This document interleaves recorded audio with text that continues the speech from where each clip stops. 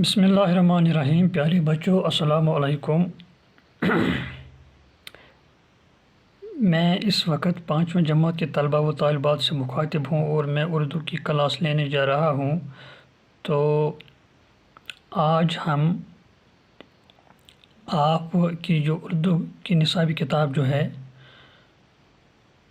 اس میں ایک سبق ہے لداخ سے ایک خط، تو وہی ہم پڑھنے جا رہے ہیں۔ تو آپ اپنی کتاب صفحہ نمبر 97 پر کھولیے۔ تو اسی صفحہ پر یہ سبق بھی ہے۔ تو سبق کا نام ہے لداخ سے ایک خط، یعنی یہ ہے اس سبق کا نام، اس سبق کا موضوع لداخ سے ایک خط۔ اس سے ہمیں پتہ چلتا ہے کہ ہم ایک خط پڑھنے جا رہے ہیں، اور جو خط لداخ ایریا سے، لداخ علاقے سے تعلق رکھتا ہے، یعنی کسی لداخ کے رہنے والے نے یہ خط تحریر کیا ہے، اور یہ خط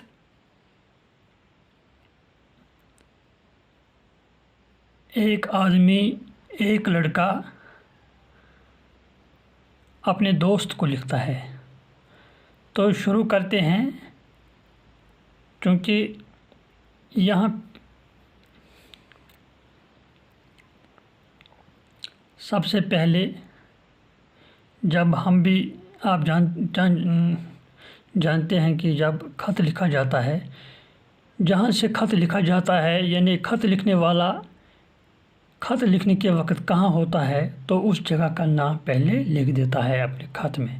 یہاں لکھا گیا ہے لیہ، گویا لیہ جو ہے لداخ میں ہی پایا جاتا ہے۔ تو لیہ لکھا گیا ہے پہلے، یعنی یہ خط لکھنے والا اپنا خط لیہ سے لکھتا ہے، اس وقت میں وہ لیہ میں مقیم ہے، اور یہ کب، پھر اس کے بعد تاریخ لکھی جاتی ہے۔ یہاں جو تاریخ لکھی گئی ہے وہ ہے 22 جولائی 2010 عیسوی۔ تو 22 جولائی 2010 عیسوی کو اس جو ہے یہ خط تحریر کیا گیا۔ پیارے سجاد السلام علیکم، یعنی خط لکھنے والا جو ہے وہ اپنے دوست کو خط لکھتا ہے۔ جس دوست وہ خط لکھتا ہے اس کا نام ہے، جس دوست کے نام یہ خط لکھتا ہے تو اس کا نام ہے سجاد۔ اب آپ کہیں گے کہ خط لکھنے والے کا نام کیا ہے؟ خط لکھنے والے کا نام چونکہ آخر پر دیا جاتا ہے، لکھا جاتا ہے، خط لکھنے کا نام ہے، لکھنے والے کا نام ہے سہیل احمد۔ سہیل احمد۔ تو سہیل احمد اپنے دوست سجاد کے نام خط لکھتا ہے، پھر السلام علیکم، سلام جو ہے بھیجتا ہے اس کو۔ آپ کا خط ملا، اپنے دوست کو لکھتا ہے کہ میرے دوست سجاد، میں نے آپ کا خط، آپ نے میرے نام ایک خط بھیجا تھا، وہ میں نے حاصل کیا، یاد آوری کا شکریہ، یعنی اس میں آپ نے میری یاد آپ کو ستاتی ہے، اس کے بارے میں آپ نے لکھا ہے مجھے، تو آپ نے مجھے جو یاد کیا ہے تو میں آپ کو بار بار یاد آتا ہوں، اس کے لیے میں آپ کا شکریہ ادا کرتا ہوں۔ آپ نے اپنے خط میں لداخ کے بارے میں کچھ سوالات پوچھے ہیں، تو آپ نے اپنے خط کے جو خط آپ نے مجھے بھیجا ہے، جو میں نے حاصل کیا ہے، تو اس خط میں آپ نے لداخ علاقے کے بارے میں کچھ سوالات پوچھے ہیں۔ چند سوالات کا جواب میں اسی خط میں دینے کی کوشش کروں گا۔ تو جتنے سوال آپ بھیجے ہیں ان میں سے چند سوالوں کے جوابات میں آپ کو اس خط میں دینے کی کوشش کروں گا۔ جیسا کہ آپ جانتے ہیں، لداخ کے طول و عرض میں بدھ دھرم کا پرچار کرنے والوں کے لیے جگہ جگہ خانقاہیں بنائی گئی ہیں۔ تو یہ سہیل احمد اپنے دوست سجاد کو بتاتے ہیں کہ سجاد، آپ جانتے ہیں کہ لداخ کے طول و عرض میں، یعنی لداخ میں ہر جگہ بدھ دھرم کا پرچار کرنے والوں کے لیے جگہ جگہ خانقاہیں بنائی گئی ہیں۔ یعنی لداخ کے طول و عرض میں جہاں تک لداخ علاقے کا پھیلاؤ ہے، تو اس کے طول و عرض میں تو یعنی پورے لداخ میں بدھ دھرم کا پرچار کرنے والوں کے لیے خانقاہیں بنائی گئی ہیں۔ لداخ کے لوگ ان خانقاہوں کو گمپا کہتے ہیں۔ تو لداخ کے لوگ جو ہیں، یا لداخ کے رہنے والے لوگ جو ہیں، لداخ میں رہنے والے جو لوگ ہیں، وہ ان خانقاہوں کو گمپا کہتے ہیں۔ ہم انہیں بدھ وہار بھی کہہ سکتے ہیں، اور ان خانقاہوں کا ایک اور نام ہے، وہ ہے بدھ وہار۔ شائی، ٹھکسے اور ہمیش گمپا یہاں کے مشہور گمپا ہیں۔ تو یہاں کی جو مشہور جو ہے بدھ دھرم کی جو خانقاہیں ہیں، ان میں شائی، ٹھکسے اور ہمیش گمپا یعنی خانقاہیں، یہ خانقاہیں یہاں مشہور ہیں بدھ دھرم کے۔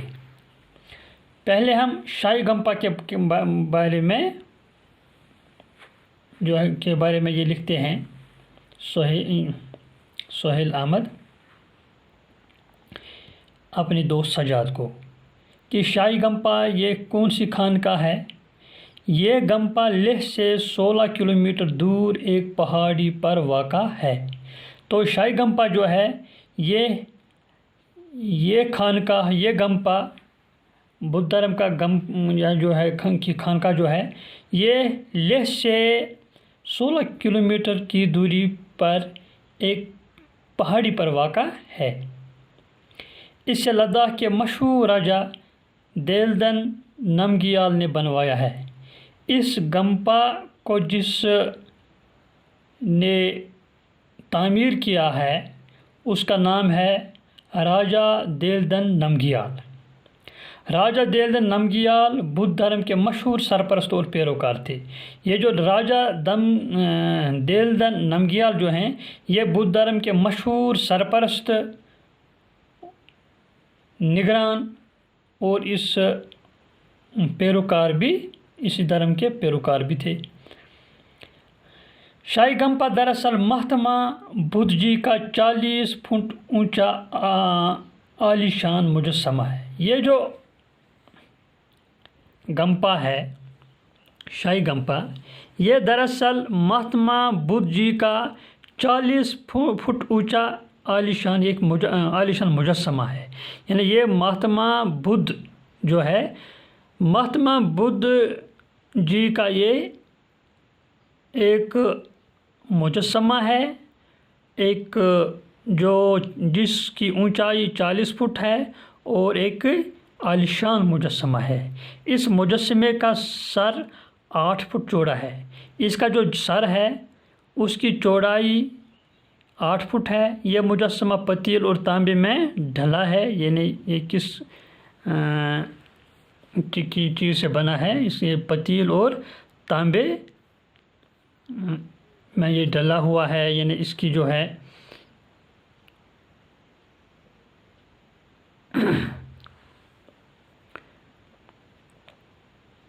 ان چیزوں سے یہ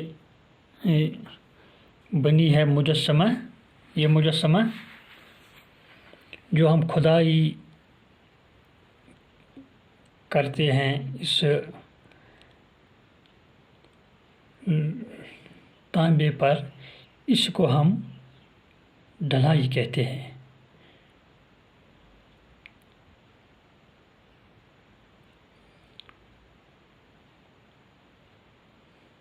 تو یہ مجسمہ پتیل اور تانبے میں ڈھلا ہے۔ اس مجسمے پر سونے اور چاندی کی پرتیں منڈی ہیں۔ اس کے علاوہ یعنی پتیل اور تانبے کے علاوہ اس میں چاندی کی پرتیں بھی منڈی ہوئی ہیں۔ ان کے تاج پر ہندو دیوی دیوتاؤں کی تصویریں کھدی ہیں۔ تو اس کے علاوہ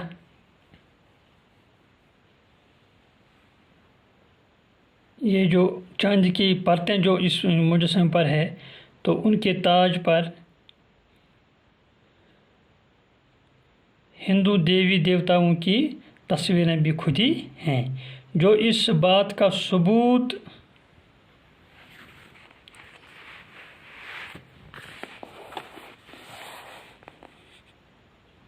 ہیں کہ بدھ دھرم نے ہندو دھرم کے اثرات قبول کیے ہیں۔